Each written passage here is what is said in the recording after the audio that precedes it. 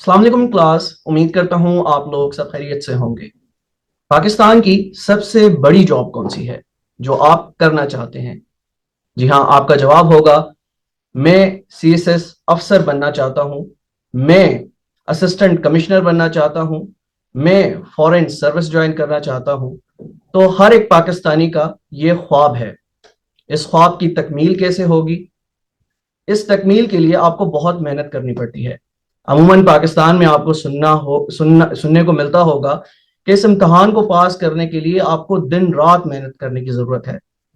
अब दिन रात मेहनत करने के लिए क्या आप 24 घंटे में से 18 घंटे पढ़ते हैं या 22 घंटे पढ़ते हैं, या आप एक मीडियोकर शागिर्द हैं, एस्पायरेंट हैं, जो कि 5 से 6 घंटे पढ़ने के बाद इसमें कामयाबी हासिल कर सकते हैं? तो इन सारे सवालात के जवाबात आज आपको इस वीडियो में मिल जाएंगे।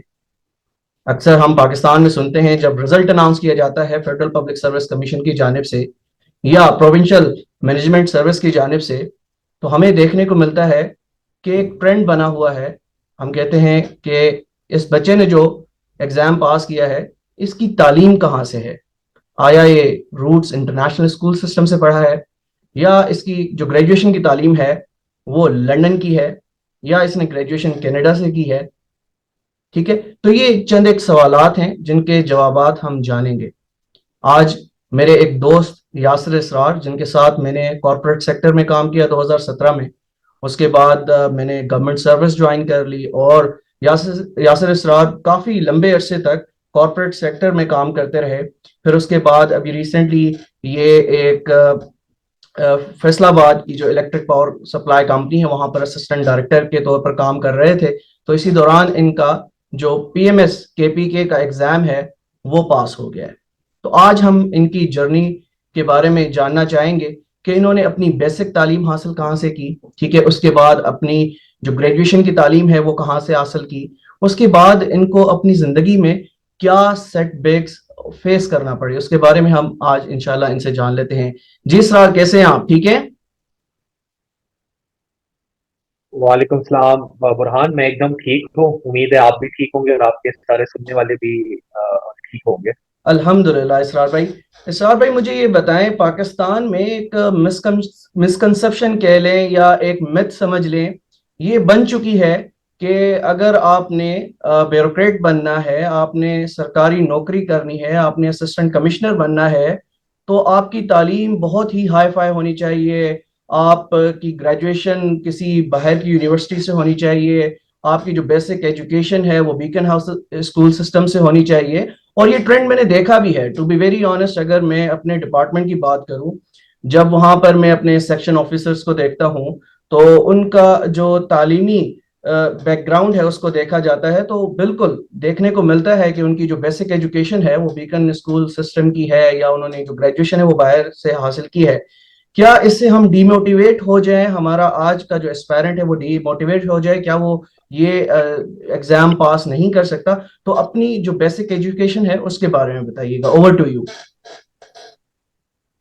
सबसे पहले तो thank you so much Burhan, एक बहुत बड़ा प्लेटफॉर्म देने के लिए। और मैं कोशिश करूंगा कि मैं अपना एक्सपीरियंस आप सबके साथ शेयर करूं। तो थोड़ा सा चलिए जर्नी में जाते हैं, थोड़ा सा पीछे होके जाते हैं कि मैं बेसिकली मेरी एजुकेशन और वो सारा सिलसिला कहाँ से शुरू होता है। तो अ, क्योंकि मैं पैदा तो खैर सऊदी अरेबिया में हुआ था, मेरे वालिद साहब वहां पर थे, लेकिन फिर पढ़ाई वगैरह के लिए हमें पाकिस्तान आना पड़ा। तो मेरी जो अर्ली एजुकेशन थी वो एक लोकल स्कूल में ही थी, रावलपिंडी में। वहीं पर ही मैंने हासिल की है। उसके बाद from class 6 onwards to my matriculation वो मैंने फिर बहरिया फाउंडेशन कॉलेज ज्वाइन किया, क्योंकि जिस लोकल स्कूल में मैं पढ़ रहा था वो सिर्फ 5th क्लास तक था।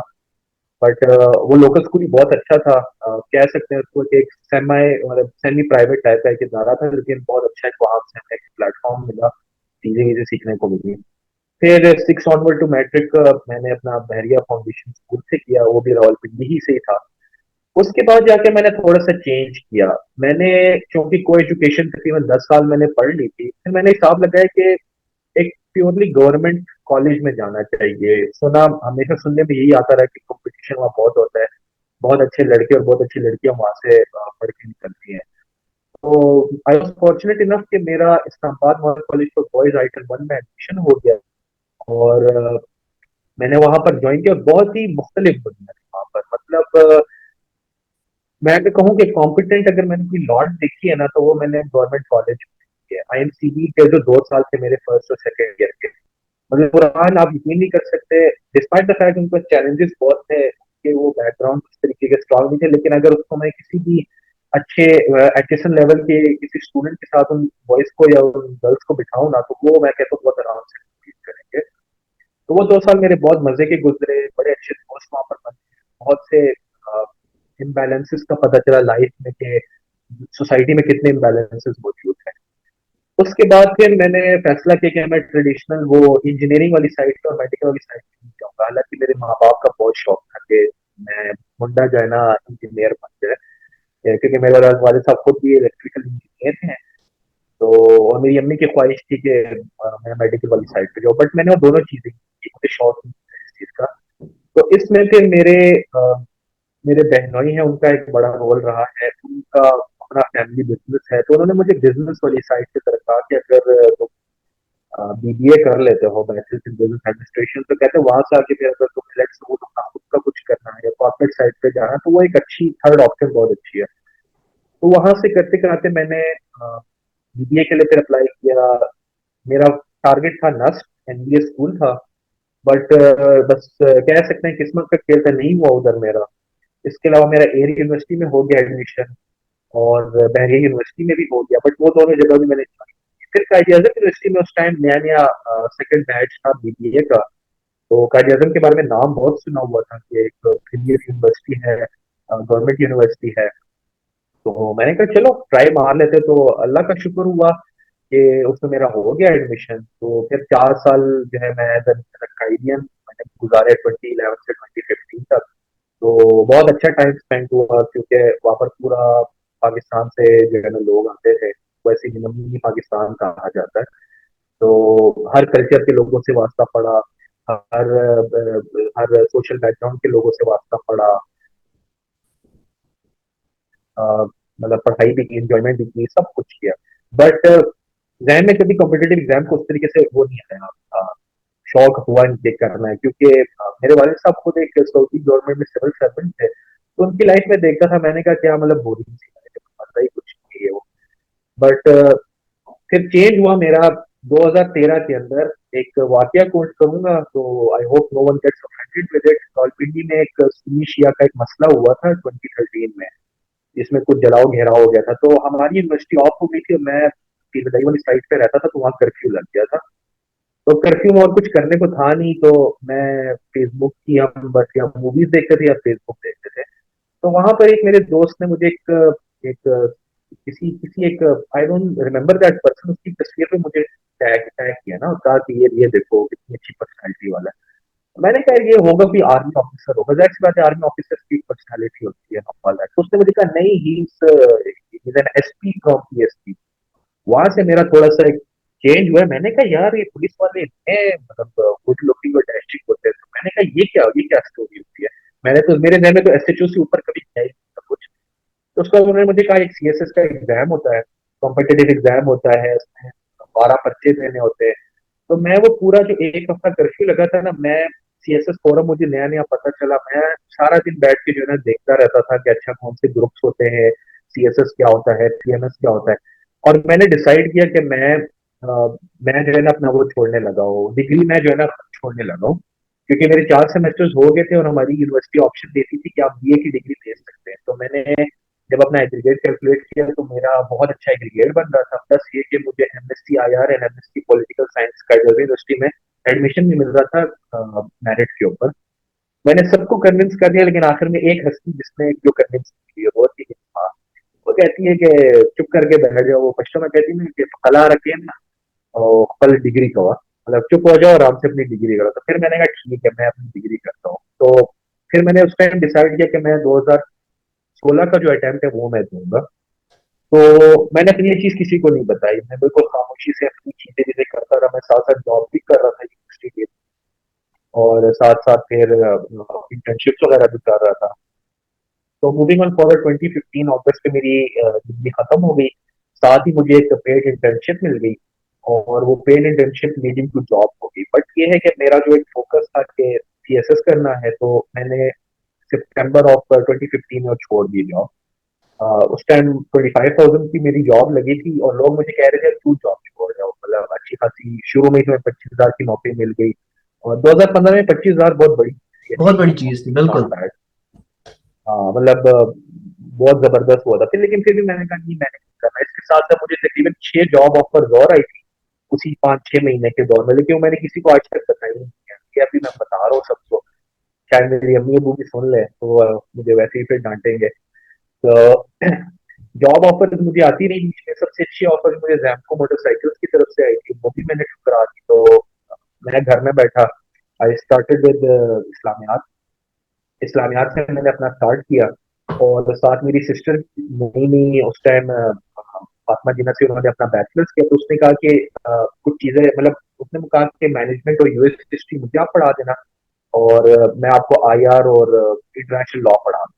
तो हम दोनों ने घर में बैठ के 5 मंथ्स बैठ के पढ़ा है, ठीक है। एसेज में उसी से चेक करवाता था अपनी सिस्टर से। खैर फास्ट फॉरवर्ड 2016 आया, फेब आया, तो एग्जाम्स मैंने दे दिए, मैं और मेरी सिस्टर ने। और उसके फौरन बाद ही एक माइंड खुल गया सीएसएस लेके ना, कि इतनी ज्यादा किताबें पढ़ ली, जो कहना तो नहीं चाहिए, लेकिन वो पाकिस्तान स्टडीज वाली जो मेंटेलिटी थी उससे हम जरा ऊपर आ गए ना, थोड़े से ऊपर आ गए। तो उसके बाद जाके बस ये था कि फिर वन पेपर एमसीक्यूज में भी आहिस्ता आहिस्ता इंडल्ज होना शुरू हुआ है। इसी तरह फिर पीटीसीएल में मैं, मेरी एज मैनेजमेंट एसोसिएट जॉब लगी। एक एमटीओ प्रोग्राम था, तो तो वो भी मैंने साथ ही ज्वाइन कर लिया, लेकिन साथ ही साथ ये कि मैं मजीद जो है ना वो कर रहा था, टेस्ट वगैरह और वो सब कुछ दे रहा था। और फिर 2016 अक्टूबर आया, रिजल्ट आया, मेरी बहन क्वालिफाई कर गई रिटन और मैं फेल हो गया। तो वो एक सिबलिंग ईगो आ गई, ईगो मेरी हर्ट हो गई, मैं रोया फिर। मैंने कहा यार ये तो बहुत ज्यादती हो गई, मैं पहले छोटा हूँ ना भाई, तो बहन को अच्छा, देखना यहाँ पर चाहिए। आपको थोड़ा सा इंटरप्ट करूंगा और पूछना चाहूंगा कि आपका कौन सा पेपर रह गया था उसमें पहले अटेम्प्ट के अंदर? मेरा सिर्फ एक पेपर रह गया था, वो भी प्रेसी का रह गया था। मेरे प्रेसी में 31 नंबर थे ओ मेरा, माय गॉड। हालांकि ऐसे में सोच रहा था मेरा फेल होगा, बट हम्म। ऐसे भी पास, सब पेपर मेरे पास थे इंक्लूडिंग ऐसे। लाइक 40 में मैंने ऐसे पास कर दिया था। ओके। और प्रेसी में मेरे 31 आए थे। तो तो इस ट्रॉमा से आप कैसे निकले? क्योंकि यहाँ पर ये सवाल उठाना बहुत जरूरी है, क्योंकि बहुत से बच्चे जब अपीयर होते हैं और उन्हें कामयाबी नहीं मिल पाती, तो वो या तो उस ट्रैक को छोड़ देते हैं, कंप्लीटली छोड़ देते हैं। वो कहते हैं कि अब हमसे नहीं होगा। ठीक है। तो आपने दोबारा से किस तरह से मोटिवेशन ली, और दोबारा से आपने ये कब फैसला किया कि अब मुझे दोबारा से अपीयर होना है? अच्छा, मजे की बात बताऊं, जब मैंने 16 के अटेम्प्ट दी ना, तो मैंने और मेरी सिस्टर ने डिसाइड किया कि हम सारे अपने नोट्स जला देंगे, एक एक बॉन फायर करेंगे, उसमें सब जला देंगे। क्योंकि बहुत ही पहली अटेम्प्ट जब दी थी, बहुत स्कूलिंग था, बहुत कम्बरसम प्रोसेस है, मतलब दिन में 2 पेपर देना, और ना खाने की फिक्र बंदे को समझ आती है, ना सोने का समझ आता है, ना उस टाइम नया नया पीएसएल आया था, फर्स्ट सीजन था, तो पीएसएल देखने की भी टेंशन थी है। तो बहरहाल जब रिजल्ट आया रिटर्न का, तो दुख हुआ बहुत ज्यादा, मैं रोया, इस चीज को नहीं छुपाऊंगा, मैं बहुत ज्यादा रोया इस बात पे। लेकिन जब रिटर्न रिजल्ट आया ना, तो उससे एक मोटिवेशन आई मुझे कि मेरे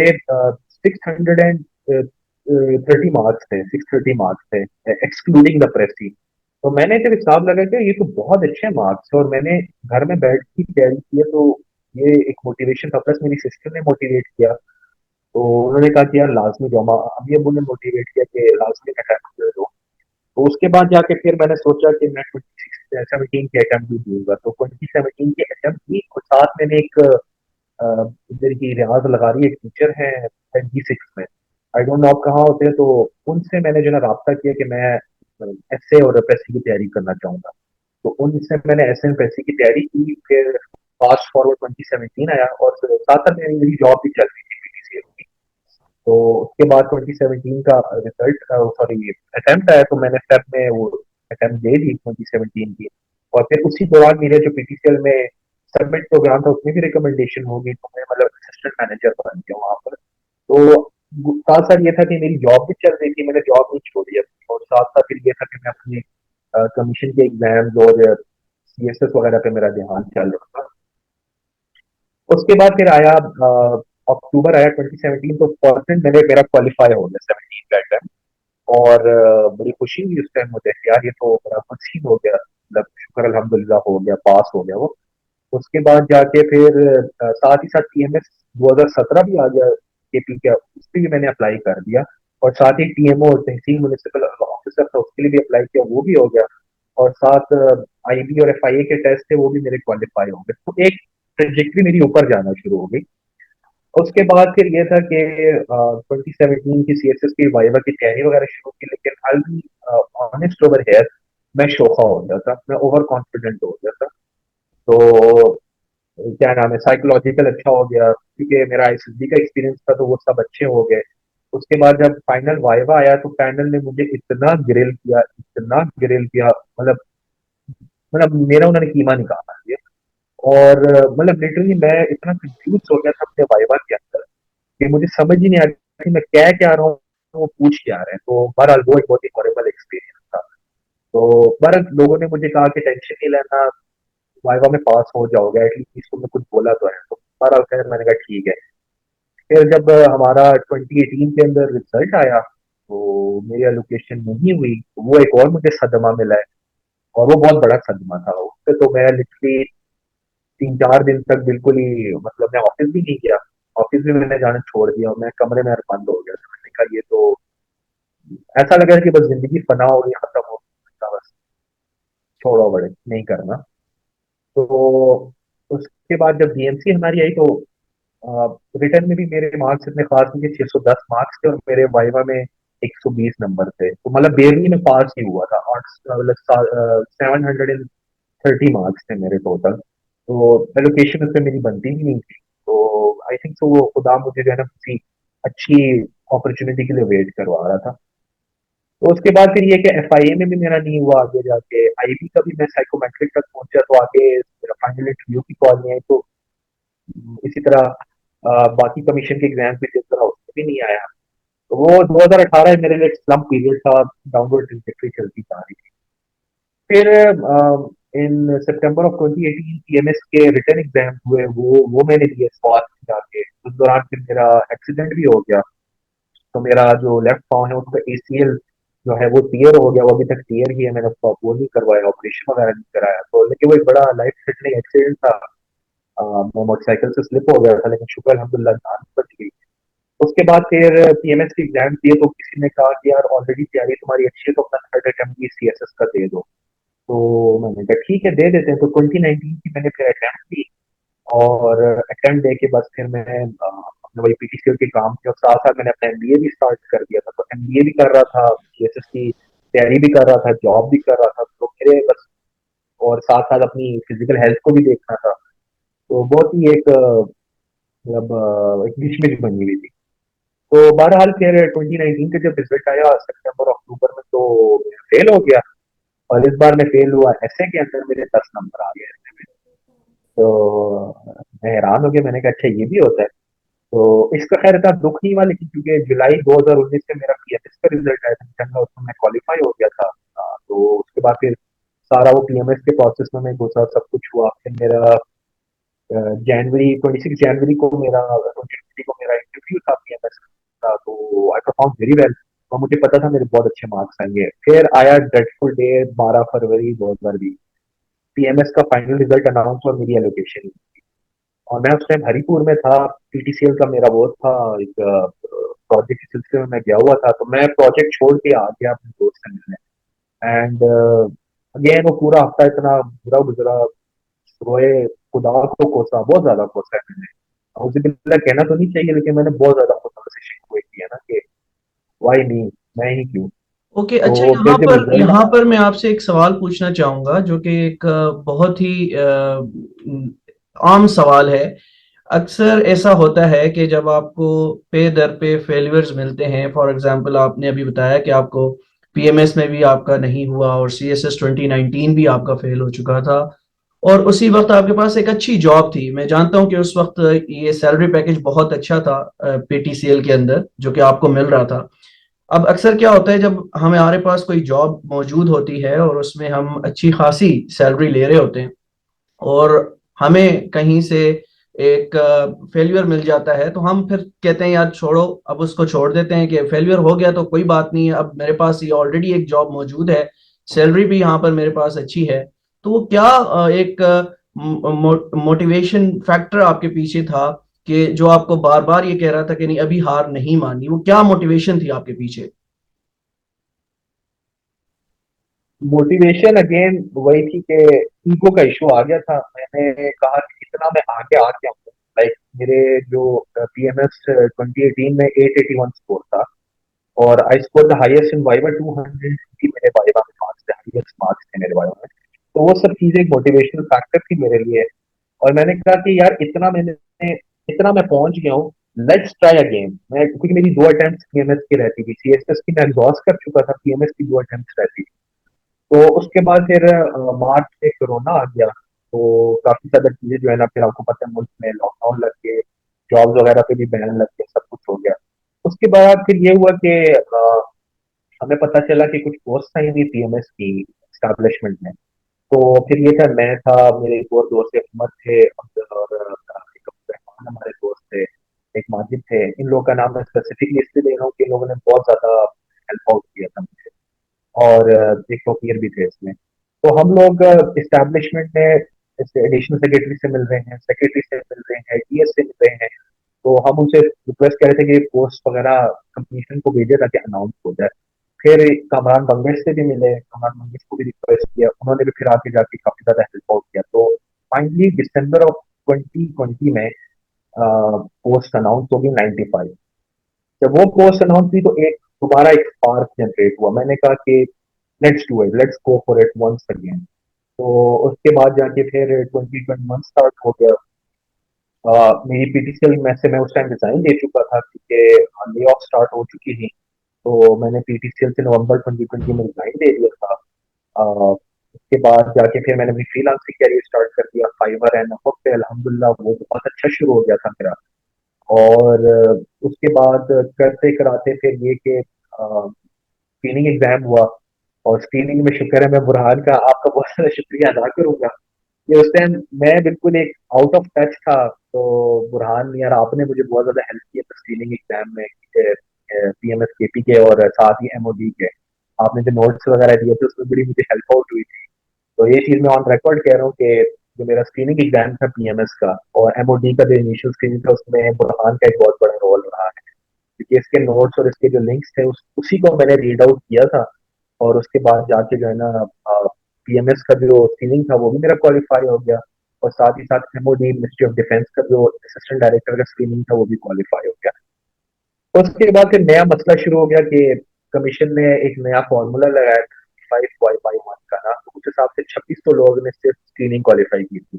फिर एक प्रोटेस्ट शुरू हुआ, और प्रोटेस्ट के बाद फिर कैबिनेट ने फाइनली डिसाइड किया कि 33,000 जिन लोगों ने ये अप्लाई वही किया वो केस है सारे ना, ही ये एलिजिबल थे। मैं अगर गलत ना हूं, ये वही केस है ना जब ये खबर भी आई थी डॉन न्यूज़पेपर के अंदर तकरीबन 70% जो पीएमएस कैंडिडेट्स थे वो बाहर हो गए थे रेस से। ऐसा ही है, यही यही एग्जैक्टली यही खबर थी। तो कैबिनेट ने फिर डिसाइड किया कि ये screening exam null and void कर दिया। उन्होंने कहा कि सब एलिजिबल है। तो उसके बाद बस फिर ये कि मैं एक और कॉर्पोरेट ऑर्गेनाइजेशन में वो ज्वाइन कर दी, और मैं वहां पर मैंने जॉब शुरू कर दी। तो साथ साथ में एमओडी के ऊपर अपना फोकस करा था। मेरा रिटर्न क्वालिफाई हुआ, फिर साइकोमेट्रिक क्वालिफाई हुआ, फिर मेरा सिक्योरिटी क्लियरेंस भी हो गई, फिर मेरा फाइनल इंटरव्यू मेरा भी हो गया, क्लियर हो गया।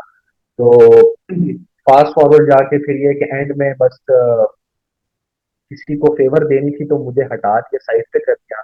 I was recommended for the KP post, लेकिन किसी को फेवर देनी थी किसी ने। तो नॉट गोना नेम एनीवन, क्योंकि ऐसा ना हो कि बायर कोई फिर आ जाए मुझे लेने के लिए। तो बहरहाल फिर ये था कि एक खबर मिली अप्रैल ऑफ 2022 में कि सितंबर में एग्जाम है। तो मैंने अपनी तैयारी जीरो से दोबारा स्टार्ट की। मेरी शादी भी हो चुकी थी, मेरा माशाल्लाह एक बेटा भी था। और मैं जॉब भी कर रहा था। मैंने उस टाइम एक और ऑर्गेनाइजेशन ज्वाइन कर ली, फिनिक्स मोबाइल। वहां पर एज मैनेजर काम शुरू कर दिया। तो ये था, ये सारे सिनेरियोज मेरे इर्द गिर्द घूम रहे थे, तो सिरे से दोबारा सब तैयारी की, लेकिन इस बार फिर स्मार्ट वर्क किया, छोटे छोटे नोट्स अपने बनाए, यूट्यूब का सहारा लिया और जो बहुत इंपॉर्टेंट टॉपिक्स थे उन पर फोकस किया। फिर अक्टूबर ऑफ 2022 में एग्जाम्स किए पीएमएस को दोबारा से पिशावर जाके, और बस फिर उसके बाद जाके 2023 में मेरा प्रेस्को में जॉब होगी as an assistant director HR. और बस फिर वो जॉब शॉप भी साथ साथ करते रहे। फिर 26 अक्टूबर 2023 को रिटर्न का रिजल्ट आया, आउट ऑफ 23,000 पीपल 226 क्वालिफाइड। और उसके बाद बस फिर सारे मामलात वगैरह के सब कुछ किए, तो 19 फरवरी को मेरा फाइनल इंटरव्यू था पीएमएस का, एंड देन 21 फरवरी को रात 7:30 बजे रिजल्ट आ गया। 8 साल की ओके मेहनत का यासिर, फल यहाँ है। पर जो हमारे एस्पायरेंट्स हैं उन्हें आपकी जो डीएमसी है उस बारे में भी बताना चाहूंगा, जो आपकी अभी रिसेंटली पीएमएस आपने क्वालिफाई किया। उनमें यासिर साहब के जो मार्क्स थे वो ये थे।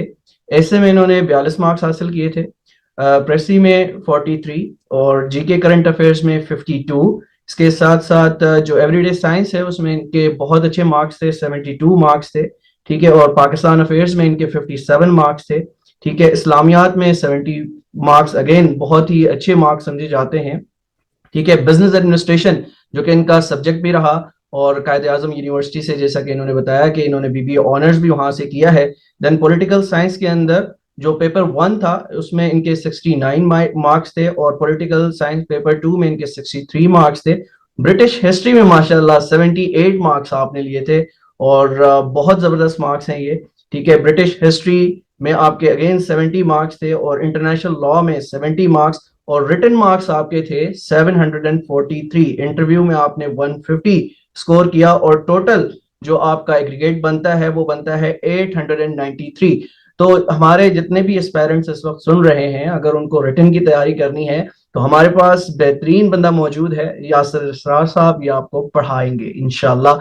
आगे इंशाल्लाह हमने फर्दर कुछ प्रोजेक्ट्स भी स्टार्ट करने हैं, डिस्क्रिप्टिव टेस्ट के हवाले से, ऐसे राइटिंग के हवाले से, प्रेसी राइटिंग के हवाले से। तो अगर किसी को ये सब्जेक्ट्स पढ़ने हैं तो हमारे पास टीचर मौजूद हैं, यासिर इसरार साहब। आपने इनकी जर्नी सुनी, किस तरह से इन्होंने अपने आप को कहाँ से कहाँ लेकर गए, और बीच में इनको कितनी नाकामियों का भी सामना हुआ, करना पड़ा, लेकिन फिर भी इन्होंने हिम्मत नहीं हारी। वो कहते हैं ना कि नेवर गिव अप। अगर एक तशरीह बयान की जाए तो वो ये शख्स आपके सामने मौजूद हैं। अच्छा, अब चंद एक सवालात मैं आपसे पूछना चाहूंगा, ताकि जो हमारे लिसनर्स हैं, व्यूअर्स हैं, वो इस बात को समझ सकें कि आया वो अब किस तरह से अपनी जो जर्नी है उसको आगे लेकर चल सकते हैं। आपने हमें अपनी बेसिक एजुकेशन के बारे में बताया, आपने अपनी जो ग्रेजुएशन थी उसके बारे में बताया, अपनी जॉब हिस्ट्री के बारे में आप बता चुके हैं कि आप कॉर्पोरेट सेक्टर में काम करते रहे। और कॉर्पोरेट सेक्टर में मैं आपको बताता चलूं व्यूअर्स कि बहुत अच्छी सैलरी थी। मैं इसको जानता हूं कि कितनी अच्छी सैलरी थी। अगर किसी और शख्स की भी उतनी सैलरी हो तो वो कभी भी सिविल सर्विस में कम से कम आना पसंद नहीं करेगा, क्योंकि सिविल सर्विस में आप सब लोग जानते हैं कि वो इतनी खास सैलरीज नहीं होती। लेकिन उसके बावजूद इन्होंने उन उन सैलरीज को देखते हुए भी इन्होंने सिविल सर्विस ज्वाइन करने का फैसला किया। ये इनका, इसके पीछे एक पैशन था। ठीक है, अब मैं जानना चाहूंगा कि आपके जो सेटबैक्स आपने बताया उसके पीछे आप मोटिवेशन भी बता चुके हैं कि आपकी क्या मोटिवेशन थी उसके पीछे। ठीक है, तो यहाँ पर मैं एक बहुत ही इंपॉर्टेंट सवाल है कि दो तरह की बुक्स होती हैं। एक होती है जनरल बुक्स होती हैं, और एक होती है सब्जेक्ट बुक्स होती हैं। ठीक है, फॉर एग्जाम्पल किसी बच्चे ने सीएसएस एग्जाम देना है, फॉर एग्जाम्पल उसने 2 साल बाद अटेम्प्ट देनी है या 1 साल बाद अटेम्प्ट देनी है। ठीक है, एफपीएससी की वेबसाइट पे या जो प्रोविंशियल मैनेजमेंट सर्विसेज हमारी प्रोविंसेस में काम कर रही हैं वहां पर आप देख सकते हैं कि मुकम्मल कोर्स आउटलाइंस मौजूद हैं। ठीक है, आपको ऑथर्स के नाम बता दिए जाते हैं कि इस सब्जेक्ट के इस ऑथर को आपने पढ़ना है। तो यहाँ पर मैं सवाल पूछना चाह रहा हूँ कि बताएं कि जनरल बुक्स ज्यादा से ज्यादा पढ़ी जाएं या सब्जेक्ट बुक्स ज्यादा से ज्यादा पढ़ी जाएं। तो जरा इसको ब्रीफली बताइएगा। अच्छा, अगेन हर किसी का अप्रोच इसमें डिफरेंट है। जनरल बुक्स का तो मैं ये कहूंगा कि उससे सिर्फ आपको एक लिमिटेड सा आइडिया मिलता है। ठीक है, तो मैं इतना उसको रिकमेंड भी खास नहीं करूंगा, क्योंकि वो बस एक सिंपल सी आपको एक पाथ पे बता देता है। जो सब्जेक्ट बुक्स होती हैं वो डिटेल्ड होती है, वो डेफिनेटली एक या दो तो मैं कहता हूँ कि फॉर इंस्टेंस अगर हम बिजनेस एडमिनिस्ट्रेशन की बात करें तो बिजनेस एडमिनिस्ट्रेशन में हर एक सब्जेक्ट का लेता है। जिस तरह फिलिप कॉटलर है मार्केटिंग के लिए, स्टीफन पी रॉबिन्सन है मैनेजमेंट के लिए। तो उन बुक्स का ये फायदा होता है कि इसमें आपको एग्जाम्पल्स अच्छी मिल जाती है, आपको एक्सप्लेनेशन बहुत अच्छी मिल जाती है। ठीक है, तो सब्जेक्ट बुक ज्यादा मैं पर्सनली कहूंगा कि बेहतर रहता है। और second of all, online online sources एक ऐसी चीज है ना, मतलब हम 21st सेंचुरी में रह रहे हैं और सोशल मीडिया का दौर है। YouTube has like lot of content, Google is there.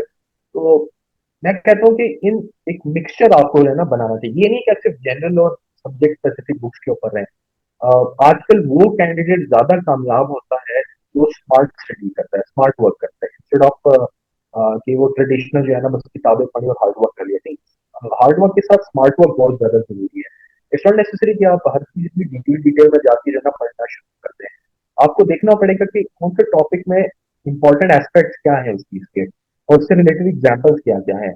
उन्हीं को आप जो है ना फोकस करें, इंस्टेड ऑफ ये कि बात हम लोग बहुत ही अननेसेसरी डिटेल्स में भी चले जाते हैं। तो ओके। आई वुड रिकमेंड कि स्मार्ट वर्क करें, इंपॉर्टेंट इंपॉर्टेंट चीजों को देखें, और साथ साथ जो है ना उसके एग्जाम्पल्स वगैरह वो उसको भी साथ साथ पॉइंट आउट करें।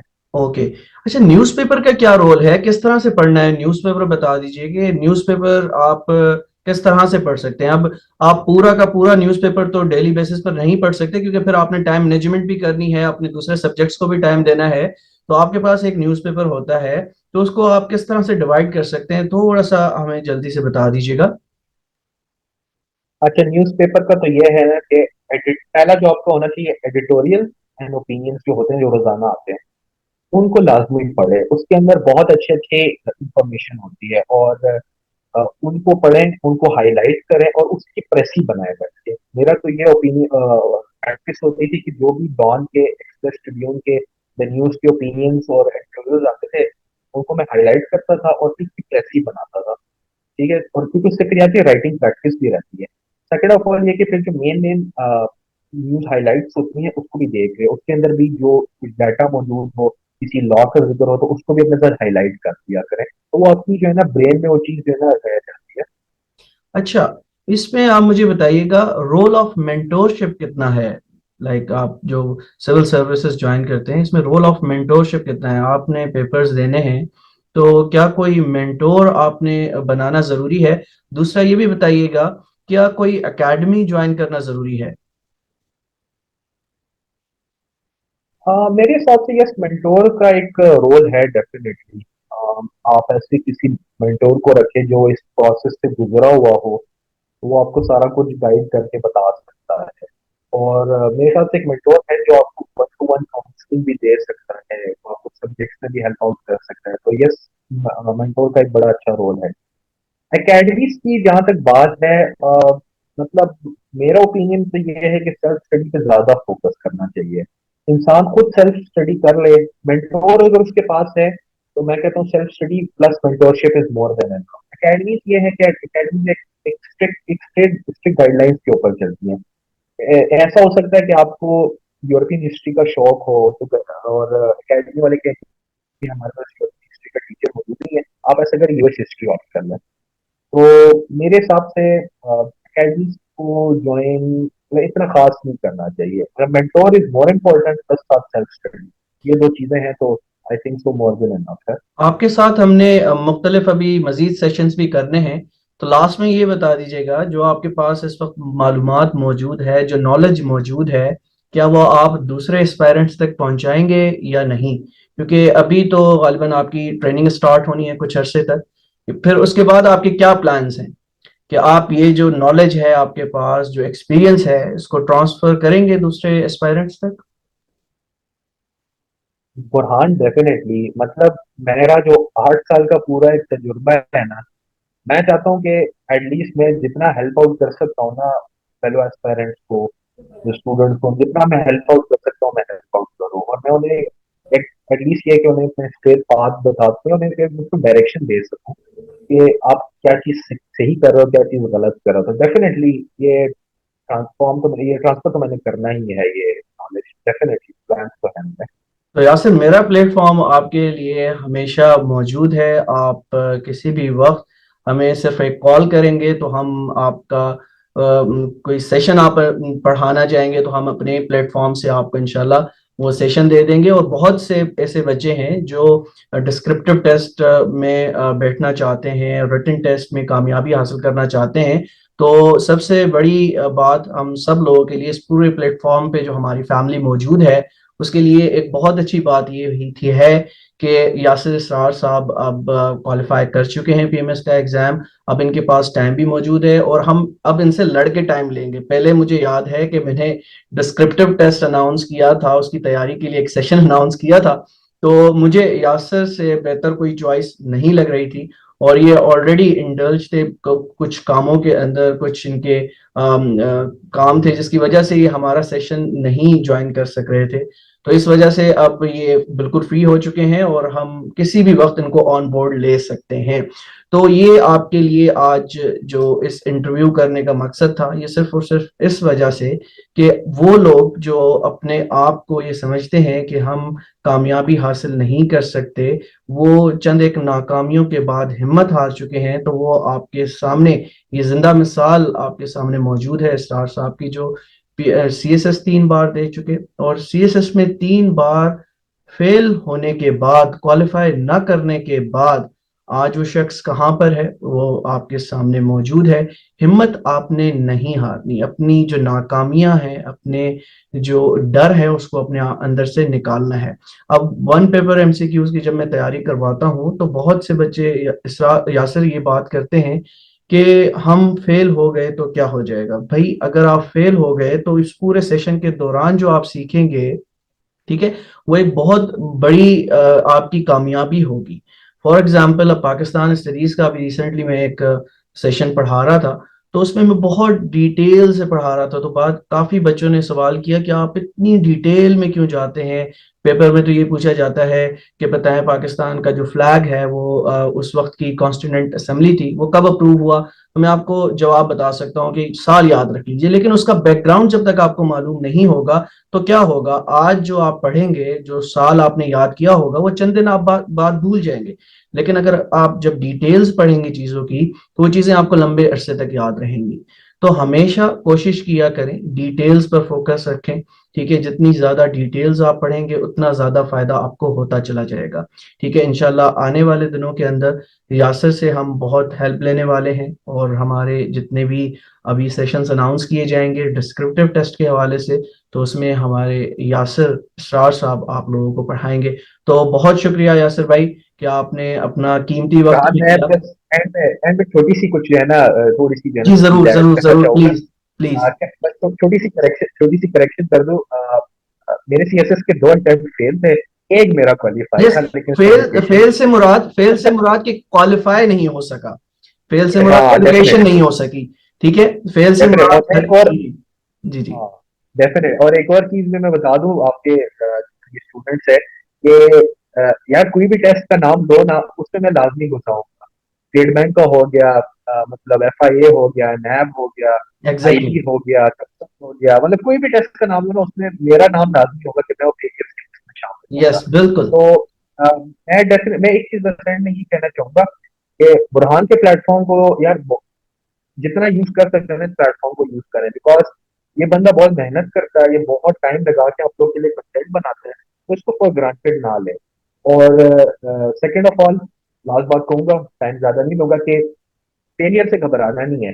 फेलियर आपको इतना कुछ सिखाती है ना, मैं कहता हूँ किसी भी लाइफ लाइफ की किसी भी चीज में आप करो, सिर्फ कॉम्पिटेटिव एग्जाम नहीं, कोई भी एस्पेक्ट हो ना जिंदगी का, अगर आप फेलियर से नहीं गुजरे ना, तो मैं कहता हूँ अपने अंदर, मैं मेरा छोटा सा बस ये कि फेलियर से घबराना कभी, जितना फेल होंगे दुख होगा, लेकिन मजा भी आएगा और एक्सपीरियंस आपका बढ़ेगा। That was all thank from you my so much side. Yasir, बहुत बहुत शुक्रिया। तो इंशाल्लाह मिलते हैं जल्द एक और नई वीडियो के साथ। जब तक अपना बहुत ख्याल रखेगा। अल्लाह हाफिज।